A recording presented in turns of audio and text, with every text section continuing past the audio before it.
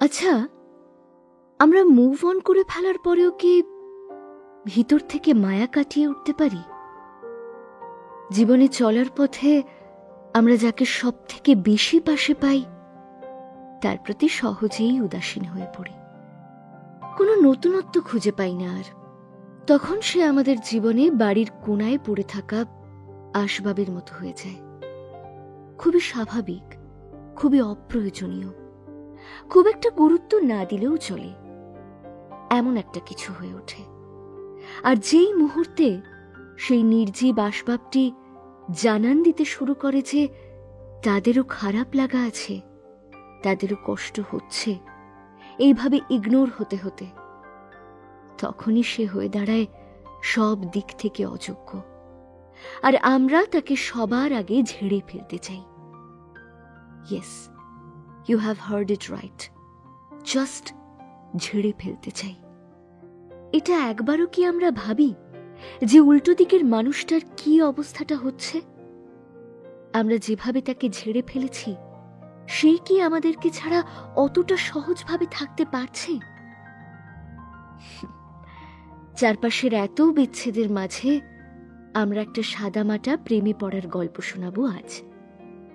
শুনে নিন প্রতুল রীতের কলমে তোমার প্রজাপতির পাখা।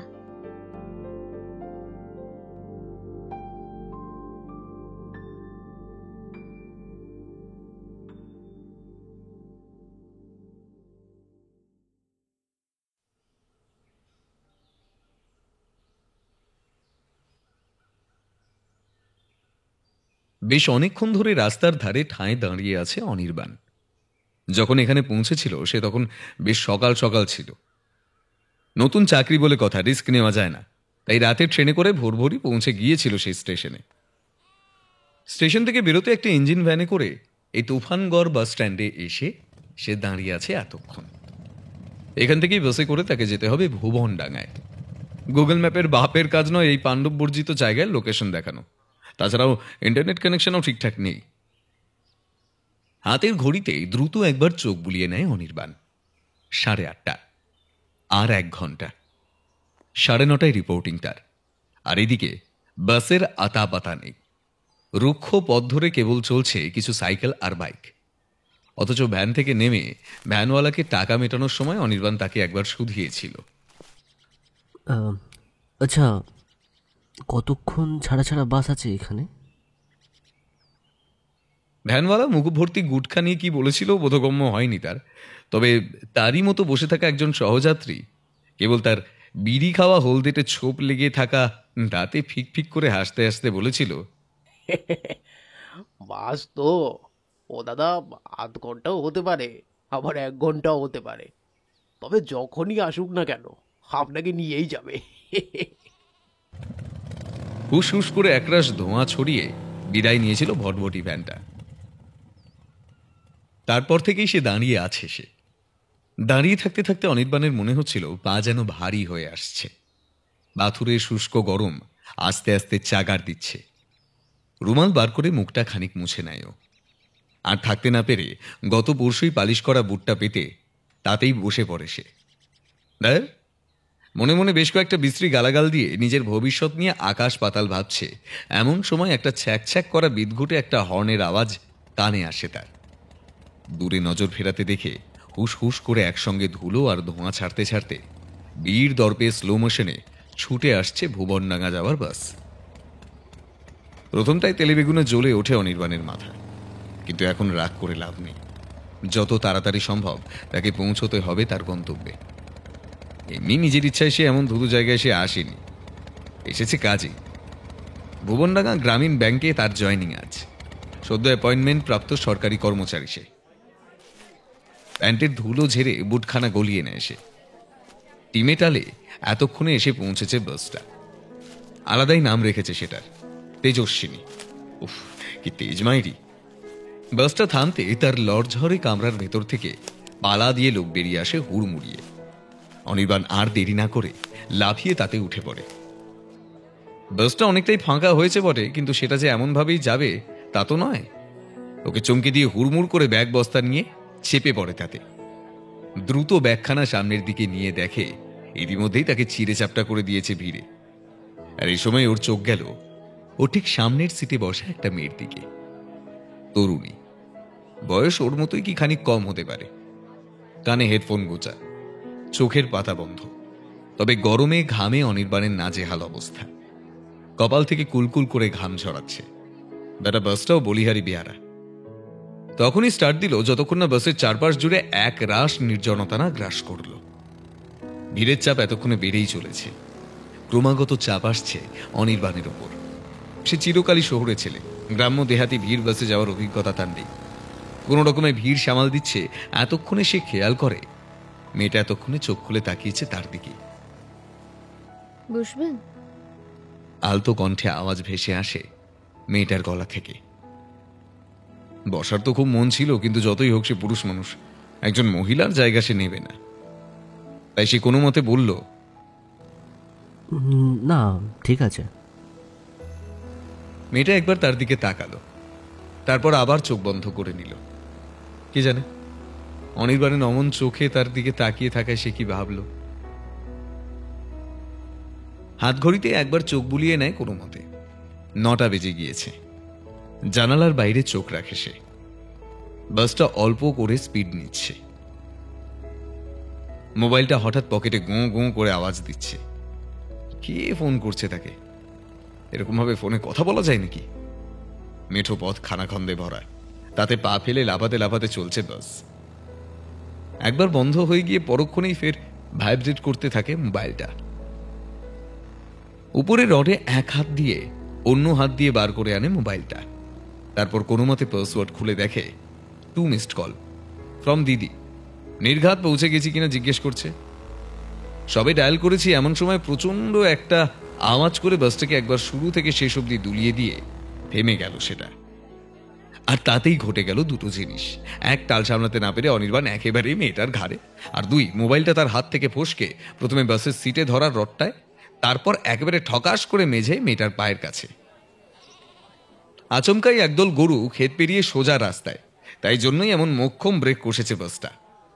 মেয়েটা ফোনটা তুলে দিল অনির্বাণের হাতে। কাপা হাতে সেটা ধরে সে তারপর দেখে না, মোবাইল বন্ধ হয়ে গিয়েছে। পাওয়ার বাটনে প্রেস করেও যখন মোবাইল চালু হলো না, তখন অনির্বাণের সত্যি সত্যি কান্না পেল। এই মোবাইল ছাড়া সে তার জয়নিং এর জায়গা খুঁজে পাবে কি করে? এতক্ষণে সে দেখলো মেয়েটাও তার দিকে জুলু জুলু চোখে তাকিয়ে আছে। তার অবস্থা বুঝে সে এবার উঠে গিয়ে সেই জায়গায় অনির্বাণকে বসিয়ে দেয়। এবার আর সে ফেরায় না, বসে পড়ে। মোবাইল চালু হচ্ছে না বুঝি? মেয়েটা প্রশ্ন করে। না। বলে দুপাশে মাথা নাড়ে অনির্বাণ। কই একবার দেখি। মেয়েটা হাত বাড়িয়েছে সামনে। অনির্বাণ কিছু না বলে সেটা এগিয়ে দেয়। মেয়েটা ওই ভিড়েও দিব্যি ব্যালেন্স করে দাঁড়িয়ে মোবাইলটা মিনিট খানেক ধরে সামান্য চেষ্টা করে সেটা চালু করার। তারপর ব্যর্থ হয়ে সেটা ফের তাকে এগিয়ে দেয়। না, গেছে মনে হচ্ছে। সার্ভিস সেন্টারে না নিয়ে গেলে হবে না। নিরাশ কণ্ঠে বলে সে। পোপো করে হর্ন মারতে মারতে বাসটা ছুটছে তখন। একে ফার্স্ট দিন জয়নিং, বাস লেট, মোবাইল খারাপ, ব্যাড লাক একেবারে চূড়ান্ত লেভেলে। মেয়েটা কৌতূহলী হয়ে প্রশ্ন করে এবার, আচ্ছা, আপনি এখানে নতুন মনে হচ্ছে, শহর থেকে? ভ্রু তুলে তাকায় অনির্বাণ। মেয়েটা কি করে জানলো? হ্যাঁ, কিন্তু আপনি কি করে? তেমন কিছু না, আপনাকে দেখে মনে হলো তাই বললাম। কয়েক মুহূর্ত থেমে মেয়েটা বলে বসে, তা আপনি এখানে কি করতে? ঘুরতে? হ্যাঁ, ঘুরতেই বটে, একেবারে নাকে দৌড়ি দিয়ে ঘুরতে। সেই এক্সপ্রেশনটা চেপে রেখে অনির্বাণ বলল, না, ঠিক ঘুরতে না। আজকে নতুন চাকরির জয়েনিং, ফার্স্ট ডে। কিন্তু এই বাসের চক্করে চাকরিটা টিকলে হয়। ওহো, সেই বলুন। আসলে হঠাৎ করে টায়ার পাংচার হয়ে গিয়েই তো। তা আপনার জয়েনিং কোন জায়গায়? লেখা তো ছিল ভুবনডাঙ্গা, নিয়ার মার্কেট এরিয়া, গ্রামীণ ব্যাংক। কি? ভুবনডাঙ্গার মার্কেট এরিয়া? সে তো অনেকটা দূর, অনেকক্ষণ টাইম লাগার কথা। টাইম কটা দিয়েছে? 9:30। কেস করেছে। তা আপনি 15 মিনিটে ওখানে পৌঁছবেন কি করে? সে আর আমি কি জানি, চাকরিটা গেল। মেয়েটা আর কিচ্ছু বলে না, কেবল একবার তার মুখের দিকে চেয়ে জানালা দিয়ে বাইরের দিকে তাকিয়ে থাকে। ঘড়ির কাঁটা ঘুরে চলেছে। অনির্বাণের পাশে বসা ভদ্রলোকটি কিন্তু নির্বিকার। তিনি দিব্যি মুখ হাঁ করে এক নাগারে ঘুমিয়ে চলেছেন। তা আপনি কত দূর যাচ্ছেন? আমি এই দুটো স্টপ পরেই নামবো, কৈতলা। অদ্ভুত অদ্ভুত সব নাম জায়গাগুলোর। আরো অনেক অদ্ভুত অদ্ভুত নাম আছে, আসলে হয়ে গেছে, কেউ জানে না কিভাবে হয়েছে। তাহলে কৈখালিতে কই মাছ নেই বলছেন? নেই কি বলছেন? বর্ষা একবার আসুন না, কই কাকে বলে দেখাবো। বৃষ্টিতে জমি ডুবে গেলে মশারির জাল নিয়ে মাছ ধরতে যাওয়া, উফ, ব্যাপারই আলাদা। আপনারা কই মাছ খান? মেয়েটি এবার চোখ পাকিয়ে অনির্বাণের দিকে তাকায়। খাই না মানে একেবারে চেটে পুটে খাই। আমার মায়ের হাতে তেল কই যদি একবার খেতেন। আমার ওই মাছগুলো ঠিক পছন্দ নয়। কেন? অনির্বাণ আমতা আমতা করে বলার চেষ্টা করে, বড্ড কাটা। মেয়েটি আবার হেসে ওঠে। এতক্ষণে এত খারাপের মধ্যেও ওই হাসিটায় বেশ মন ভালো হয়ে যায় অনির্বাণের। কাঁটার ভয়ে মাছটাই খাওয়া ছেড়ে দিলেন? আরো টুকরো টুকরো কথা বলতে বলতে কখন যে দুটো স্টপেজ পেরিয়ে গেছে খেয়ালই করেনি অনির্বাণ। হুঁশ ফিরল ফের একখানা মোক্ষম ঝাঁকুনিতে। আবার বাস থেমেছে। বাসের ভিড় এবার পাতলা হয়ে আসে। মেয়েটা একবার এদিক ওদিক তাকিয়ে নেয়, তারপর বলে, আমার স্টপ এসে গেল যে, চলুন আমি নেমে যাই। অনির্বাণ মৃদু হাসে। মন চাইছিল আর একটু সঙ্গ পেলে মন্দ হতো না, কিন্তু কি করার আছে আর। মেয়েটি নেমে গেল, কিন্তু বাস চলল না। আবার কি হলো এর? কৌতূহলবশত সামনে এগিয়ে যায় অনির্বাণ। কন্ডাক্টর চিন্তান্বিতভাবে একপাশে দাঁড়িয়েছিল। সে এগিয়ে যায় সামনের দিকে, তারপর জিজ্ঞেস করে, কি হলো দাদা, চালাবেন তো বাস নাকি? আর চালানো? আর সকালে যে কার মুখ ডেকে উঠেছিলাম, একবার টায়ার পাঞ্চার হলো, আবার পাঞ্চার। এদিকে এক্সট্রা টায়ারও নেই, আনতে হবে সেই স্টেশনের ওখান থেকে। সারা ভালো লাগে না। মাথায় যেন বাজ পড়ে অনির্বাণের। না, বাস এখনই না চললে এ যাত্রায় তার চাকরিটা গেল। হঠাৎ ওর খুব কান্না পেল। এত পড়াশোনা করে একটা চাকরি পেল, সেটাও কিনা এভাবে খোয়াতে হবে। পাংশুটে মুখে একপাশে দাঁড়িয়েছিল সে, এমন সময় চেনা কণ্ঠে চমক ভাঙে তার। কি ভাবছেন, চাকরিটা থাকবে কিনা? এ কি, আপনি জাননি এখনো? চলেই তো যাচ্ছিলাম, আপনার গোমরা মুখখানা দেখে দাঁড়িয়ে গেলাম। আর কি, চাকরিটা আর রইল না। কখন নতুন টায়ার আসবে, কখন লাগাবে, কখন বাস ছাড়বে।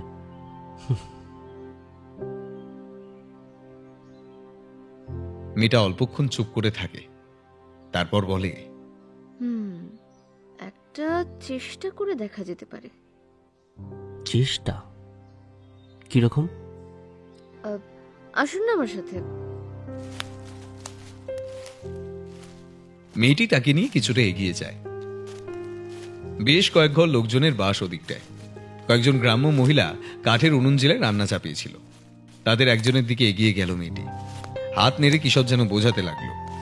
হাতের খুন্তি নাড়তে নাড়তে একবার অনির্বাণের দিকে তাকালো, তারপর ফের মেয়েটির দিকে মুখ ফিরিয়ে নিল। কথা সেটা অনির্বাণের দিকে এগিয়ে এলো মেয়েটা, তারপর বলল, এখন এই সাইকেলটাই ভরসা। ঘরে তো এখন পুরুষ মানুষ নেই, নইলে বাইকটাও পাওয়া যেত। দিনু কাকুদের বাড়িতেই একটাই সাইকেল আছে, ওটাই ভরসা। অনির্বাণ চুপচাপ দাঁড়িয়ে রইল। কি হলো, যাবেন না? মানে আমি না, সাইকেলটা ঠিক। মেয়েটি কয়েক মুহূর্ত তার দিকে দৃষ্টি নিক্ষেপ করে ফের হেসে ওঠে। আপনি সাইকেল চড়াও জানেন না?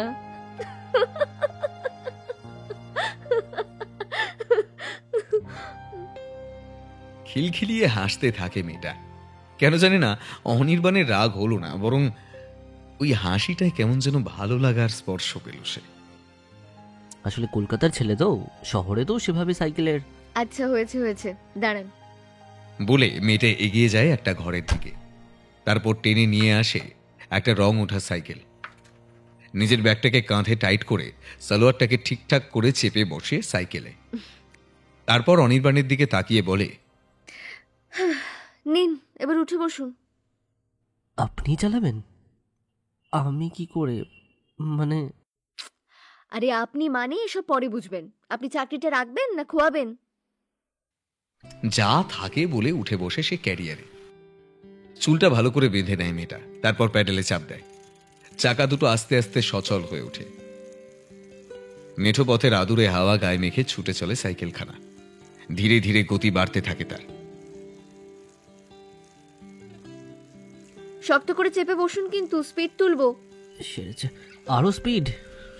এবার তো মনে হচ্ছে উড়ে যাব। বেশ তো, উড়ে গেলেই তো বেশি ভালো, জলদি পৌঁছে যাবেন। আপনি বুঝি এখানকার সব রাস্তা চেনেন? সে আবার চিনি না? পাড়ার ছেলেপুলেদের সাথে কত দূরে বেরিয়েছি এসব জায়গায় সাইকেল নিয়ে। রোদ আছে বটে, তবে একটা নরম হাওয়াও দিচ্ছে তার সঙ্গে। মনটা ভালো হয়ে আসে অনির্বাণের।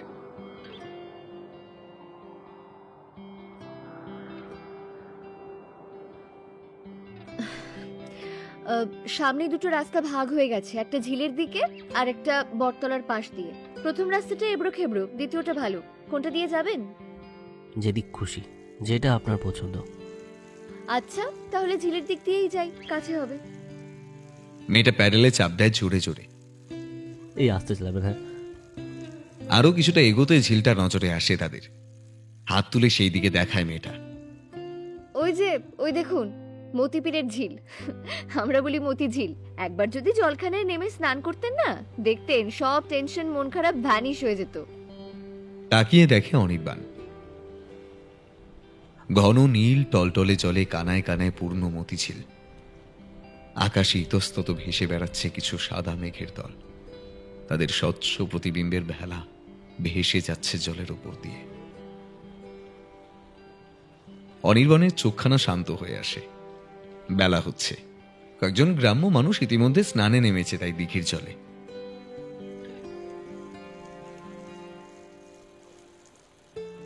আচ্ছা, আপনি সাঁতার জানেন? হ্যাঁ, ওই জিনিসটা জানি। ছোটবেলায় সাঁতার শেখার স্কুলে ভর্তি হয়ে শিখেছিলাম ওটা। যাক বাবা, এইটা অন্তত জানেন। শহুরে বলে কি ভাবছেন, কিছুই জানি না নাকি? না জানলে আপনারই ভাগ্যে দুঃখ ছিল। সে কেন? ওই জলে অনেকদিন আগে একবার একটা ছেলে প্রেমিকার থেকে রিজেক্টেড হয়ে ডুবে মরেছিল। তারপর থেকে কোনো সাঁতার না জানা লোক যদি ওখানে নামি, ব্যাস গেল, তার খেল খতম। দেখ, গাজা করি। তাই নাকি? তা ঠিক আছে, নামুন না একবার। আমার ভয় কি, আমি তো সাঁতার জানি। হ্যাঁ, সেও ঠিক কথা। তাহলে এবার তাকে বলে দিতে হবে, শহুরে বাবু দেখলেও যেন তাকেও একটু ভয় দেখিয়ে দেয়।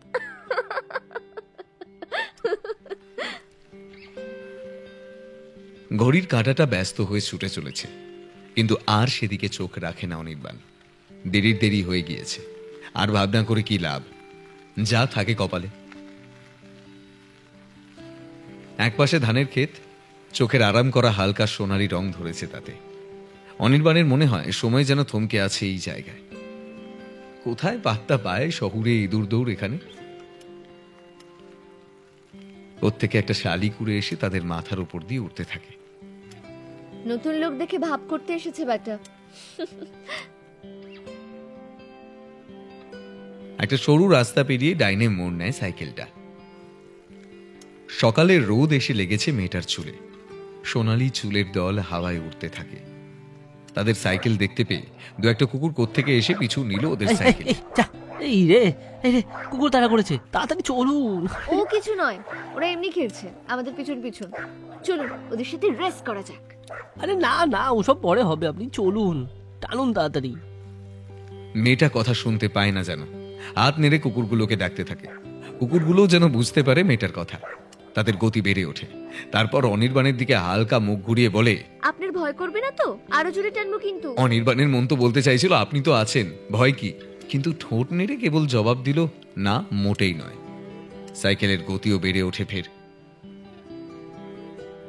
বেশ অনেকটা সময় পর একটা বাজার মতন জায়গায় এসে পড়ে ওরা। ওখান থেকে গ্রামীণ ব্যাংকখানা খুঁজে নিতে অসুবিধা হলো না ওদের। শেষমেশ সাইকেল এসে পৌঁছলো সেটার সামনে।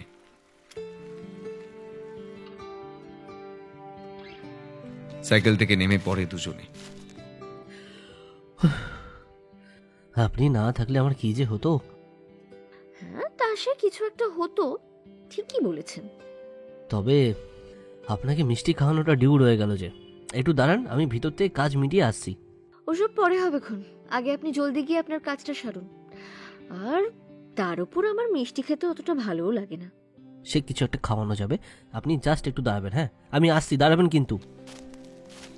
থ্যাংক ইউ বলে মৃদু হেসে ধন্যবাদ দিয়ে পিছন ফিরে যেতে গিয়ে মেয়েটার ডাকে দাঁড়িয়ে পড়ে অনির্বাণ।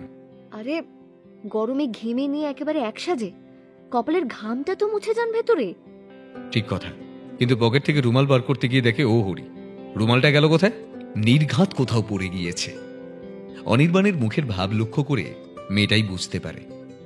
নিজের ব্যাগ থেকে বের করে দেয় নিজের রুমালটা। Best of luck.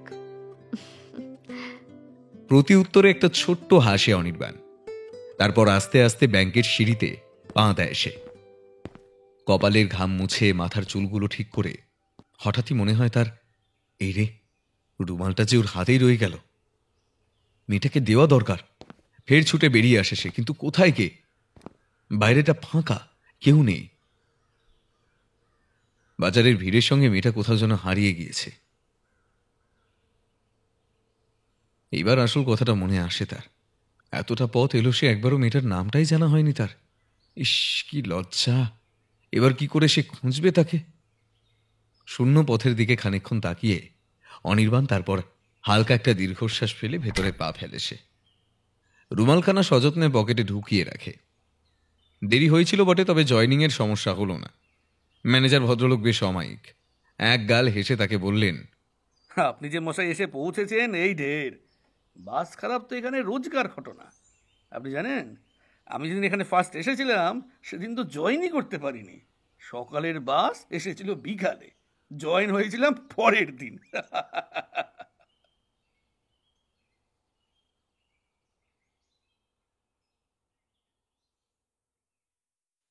এরপর দিনগুলো বেশ কেটে যাচ্ছিল অনির্বাণের। গ্রামের ব্যাংক, অনেক মানুষের ভিড় লেগেই থাকে রোজ, তাতে তেমন অসুবিধা হচ্ছিল না। তবে সপ্তাহান্তে কৈতলাতে নামলো সে। কয়েকজনকে জিজ্ঞেস করে মেয়েটার খোঁজ নিল, কিন্তু তার নামটাই জানা হয়নি তোর। তার রুমালটা কেবল একটা অক্ষর দিয়ে সেলাই করা। আর দীর্ঘশ্বাস ফেলেছিল অনির্বাণ। এই অক্ষরে তো হাজার হাজার নাম হয়। কি নাম বলবে সে? কোন নামে খুঁজবে সে? তার উপর গ্রামের দিকের ব্যাপার। নাম ধরে মেয়ে খুঁজতে গিয়ে আবার তাকে বলবো যে মাঠটার খেয়ে গেলে। বাড়ি থেকে যখন সপ্তাহের প্রথম দিন এখানে ফিরত, অনির্বাণের চোখ খুঁজত মেয়েটাকে। তার এই প্রাণোচ্ছল খিলখিলে হাসিটা এখনো বাজতে থাকে অনির্বাণের কানে। ওই রোদের আভায় সোনালি চুলগুলো হাওয়ায় উঠছে। ওই হাসি হাসি মুখ, কে জানে কেন ওই মুখটা অনির্বাণকে কেমন যেন ঘিরে ধরেছে। আর দেখা হবে না তার সঙ্গে। একবার অন্তত ঠিকভাবে থ্যাংক ইউটা বলা অন্তত দরকার তাকে। তারপরে অনেকগুলো দিন কেটে গেছে। সময়েরই বড় দোষ, কোনো স্মৃতিকেই বেশি দিন মনে থাকতে দেয় না। এই মেয়েটার স্মৃতিও কেমন যেন দুর্বল হয়ে আসছিল অনির্বাণের মনে। তবে এই সময়ই আবার অনেক কিছুকে মিলিয়ে দেয়।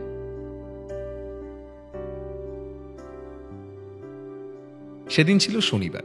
অনির্বাণের একটা নিমন্ত্রণ ছিল বাঘা যতীনের কাছে। নিমন্ত্রণ ছিল বটে দুপুর বেলায়, তবে পেট টাইট করে খেয়ে আর বেরোতে ভালো লাগলো না। বেরোতে বেরোতে হয়ে গেল সেই সন্ধে। সারা দিন ধরে কেমন যেন গুমোট হয়েছিল। কিন্তু অনির্বাণ যখন বেরোলো তখন দেখলো সারা আকাশ ছেয়েছে কালো মেঘে। এই বুঝি বৃষ্টি নামবে। হ্যাঁ, ঠিকই, বড় রাস্তা অব্দিও তাকে যেতে হলো না। আকাশ ভেঙে নামলো বৃষ্টির ধারা। সঙ্গে ছাতা আছে বটে, তবে এই বৃষ্টি কেবল ছাতায় বাঁধ ভাঙবে না। ভাবছে কোথায় একটা আশ্রয় নেবে, এমন সময় ওর চোখ গেল অনতি দূরে ছোট্ট পান সিগারেটের গুমটির সামনে। আর তখনই ওর মাথাটা ঘুরে উঠল। এ কি, সে কি ঠিক দেখছে? গুমটির ছোট্ট প্লাস্টিকের ছাউনির মধ্যে কোনো রকমে মাথাটাকে জলের ছাট থেকে রক্ষা করছে সেই মেয়েটা। হ্যাঁ হ্যাঁ, সেই মেয়েটাই তো, ভুল হবার কথা নয়। দূর থেকেও বেশ বুঝতে পারছে তাকে অনির্বাণ। শহর জুড়ে নেমে পড়ছে স্ফটিকের মতন বড় বড় বৃষ্টির ফোঁটা, বিছিয়ে দিচ্ছে চাদরের মতন। নিজের অজান্তেই মুখে একটা খুশির ভাব ফুটে ওঠে তার।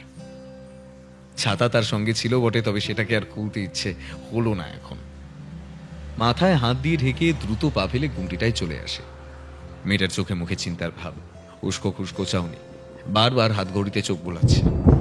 অনির্বাণকে খেয়ালই করেনি সে। চমকে দেওয়ার লোভটা সামলাতে পারল না অনির্বাণ। মেয়েটির কাছে গিয়ে এই যে ম্যাডাম বলে জোর গলায় ডেকে উঠল সে। মেয়েটা হতচকিত হয়ে এপাশ ওপাশ তাকিয়ে অনির্বাণের মুখের দিকে তাকিয়ে যেন অবাক বনে গেল। মুখ দিয়ে তার অজান্তেই বেরিয়ে পড়ল, আপনি এখানে? সে তো আমারও একই প্রশ্ন। আপনি এখানে সেই সুদূর কৈখালি থেকে এই সুদূর কলকাতায়? আর কি বলি, ঘরেতে বসে আছি এতদিন, বাবার চাষাবাদের অবস্থাও ভালো নয়। ভাবলাম দেখি চেষ্টা করে একটা কাজ টাজ যদি পাওয়া যায়। এদিক ওদিক সিভি দিতে দিতে এখানেই একটা কোম্পানিতে ইন্টারভিউ দিতে চলে এলাম। কিন্তু এই আপদের বৃষ্টিটা এমন সময় এলো। বাই দ্য ওয়ে, আপনার সেদিন জয়েনিং কেমন হলো? সে তো ঠিকঠাকই হলো, ভাগ্যিস সেদিন আপনি ছিলেন। বলে অনির্বাণ অল্প কিছুক্ষণ চুপ থাকলো। তারপর হালকা রাগের সুরে বলল, কিন্তু আপনার জন্য খানিক অভিমান বরাদ্দ আছে আমার এখনো। এই রে, কেন? কেন? যেই পিছন ফিরেছি অমনি হাওয়া, আর দেখাই নেই। আমি বেরিয়ে কত খুঁজলাম আপনাকে, বলুন তো, সেটা কি আপনি জানেন? তা এত খুঁজছিলেন কেন? এই যা, এইবার সে কি বলবে? বুকের ভেতর কেমন যেন চিনচিন করে ওঠে অনির্বাণের। তবে হালকা তুতলিয়ে জবাব দেয়, ওই আর কি, সেদিনের ট্রিটটা, ওটা তো আপনার এখনো পাওনা আছে। ও, কেবল তাই জন্যই? বেশ, তাহলে আপনার এখন তারা নেই তো? হ্যাঁ, তা খানিক ছিল। সন্ধে 7:30টায় ট্রেন হাওড়া থেকে, আর এই বেলা না বেরোলে তো তারপর এখানকার রাস্তাঘাটও তেমন চেনা নেই। ও, সে তো অনেক দেরি।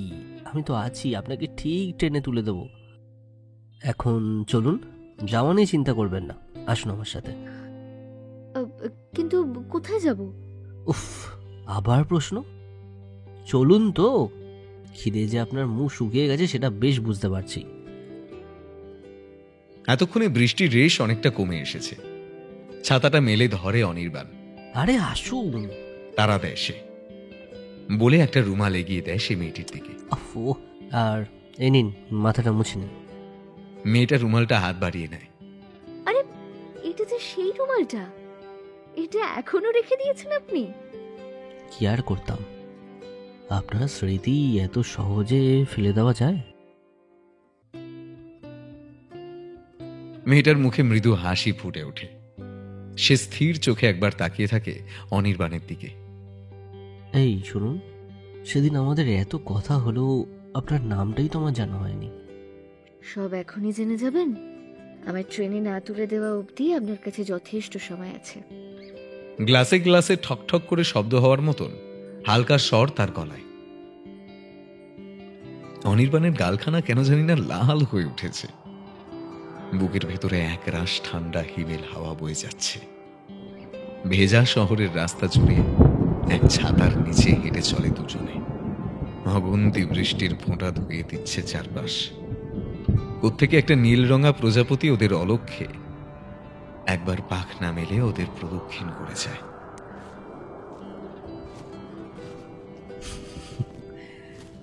এই যে আমার সাথে এমনি করে হাঁটছেন, ভয় হচ্ছে না? ভয় কিসের? আপনি তো আছেন।